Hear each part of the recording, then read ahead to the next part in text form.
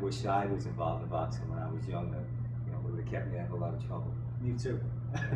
you and used to get in a bit of trouble, but you know, that's all changed now, and for different reasons. You know, we both got into boxing, and that changed our lives. And you got into the church. Yes. I know that you tell me about that. It's right here in White Plains, the church that you're involved in. It's called Westchester Christian Worship Center. It's a home around in White Plains. It's an Assembly of God church. And that's been my home church for about 35 years. Came to the Lord when I was in my early 20s. That's when I gave my heart to Jesus. And, you know, I grew up in church. I grew up in Catholic church, and I knew about Jesus, and what I knew was good and right, but I never had that personal relationship with him. And when I was 22, that's when I really gave my heart to the Lord. And it definitely made a difference in my life. It made a huge difference. And it's when you give back every day. I mean, obviously you have such a passion for boxing, such a love for it. Not being able to go on to do pro boxing or take amateur boxing to the level that you may have wanted to, but you've definitely done so much as far as helping kids and refereeing some guys that actually went on to be very prominent professional boxers. Yes. Like I know Riddick Bowe, Kevin Kelly, those guys, yeah. big names. And back then they were just just ordinary guys. Yeah. And they probably didn't know much about you and all you've done. But you know, Lou, I'd like to thank you for all you do, and anybody listening, if you ever want to get in touch with Lou Cadella and talk to him, or go up to the church, and I'm sure it's open to anybody. Yes. You know, Absolutely. And you also help a lot of kids. Tell me about that. I know there's a prison ministry that you do with the. Yes.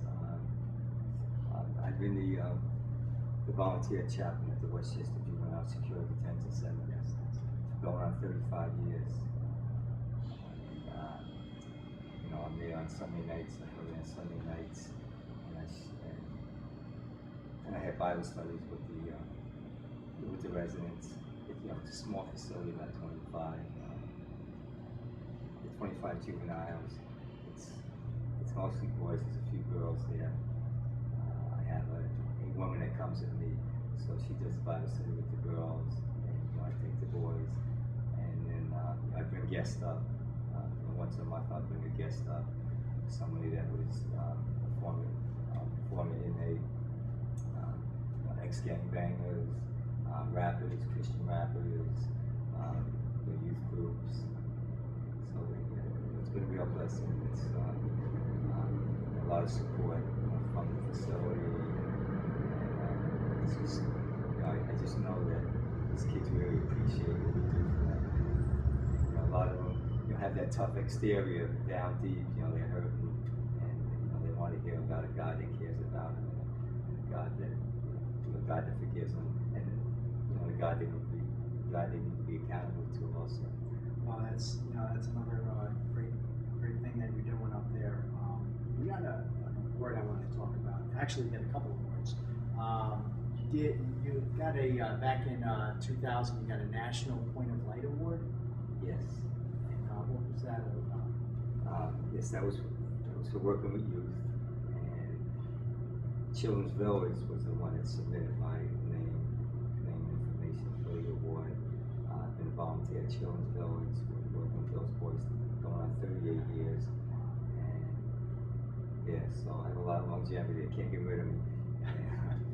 But so that's been great there, all these years. And same thing, these kids appreciate what we do for them. So that was the Points of Light Award was through Children's Village, but also they had mentioned the other volunteer work that I did also. It's a great thing what you're doing, and people say to me all the time, they're going through a rough time, but their brother or their friend is going through a rough time, mixed up in gangs or drugs. And they say, how did you get out of the situation that you got into? They asked me, and I said, well, boxing came into my life, and with you, not only boxing, but God giving you life in the church, and it's just you never know what it's going to be that changes your life. So if there's anybody out there that needs some focus and direction, and any troubled youth out there that anybody knows that need to be guided in the right direction, I know Lou is definitely the one to mentor guys here in Westchester and Broad. And thanks, Lou, for all your service. Really appreciate that. And I just wanted to touch on a couple other things. Besides that, you're an accountant of all things. Yes. And you squeezed the accountant job for the Westchester County Police Department in between all this other stuff that you're doing to help the community. How did you get into being an accountant? When I got out of high school, I went to work full time for just working in a local warehouse, or just to go back. The reason I was in a lot of trouble in the streets when I was a teenager is because I didn't like school. I wasn't a good student. I was a poor reader, but I always knew that I was bright. But I always struggled with reading. Back then, they didn't know learning disabilities, but I did graduate. Most of my friends didn't, but I knew I was going to graduate high school, and I just wanted to go to work full time because I just wanted to be at school and working full time. So that was good for me. So I went from being when I graduated high school, I turned 18 that same week. I went to work full time that same week, and I went from being a wild teenager to a responsible young adult at the age of 18. And it was through the grace of God, and blessed to have good parents, to have a good father. It was a good role. That was a great role model to me. He gave me a lot of trouble in my teen years, but I always respected him. I always loved him. I always knew that he loved me, and he was, he did his best as a father. So that's why I feel I can give back to kids that don't have that don't have a father. Which most of the kids I'm involved with don't. So I was working in this warehouse for about 6 months, and then I went with the bank in New York. There was a position there, an opening for a clerk, and I started working there, and I just started going to school at nights, taking courses at night, and I saw that I had a good aptitude for accounting. So the Bank of New York just about paid for my whole education. I worked for them for 15 years. I worked in White Plains, and most of my tenure was in White Plains. And then the last year or two that I was with them, I was on Wall Street. I just feel that accounting, it's very logical. It's analytical. I'm strong with the analytical, so accounting does fit my.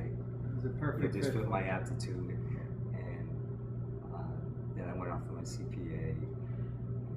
So now with the county police, I've been there 24 years. It's an amazing accounting for them.